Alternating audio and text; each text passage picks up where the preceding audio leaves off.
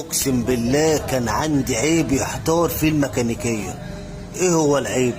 المكنه تدور، تمشي، تسخن، تبطل، تقطع كهرباء بمعنى اصح. طبعا عرضت الموضوع ده على الاسطى احمد سماره، والاسطى طبعا الله يرحمه معلمه كان معلمه الصنعه لاصولها. جاب ساريه اللي هي اللمبه دي. يا اسطى بعد اذنك ورينا الساريه اللي بتشتغل بيها. طبعا بص الدفي بص شو عامله ازاي. بص عايز اوريك بقى منظر الضفيره. بص بقى اسلاك رايحه واسلاك داخله وبتاع، شغل مخ واعصاب، شغل دكاتره مخ واعصاب. انتوا فاهمين؟ مسك سلك بيشوف ده قاطع ومش ده قاطع لحد ما وصل للسلك اللي فيه العطل، وراح واخد ساحب منه طرف ومغيره. الله ينور، تسلم دماغك. بس هو فيه عيب او ميزه انا مش عارف والله.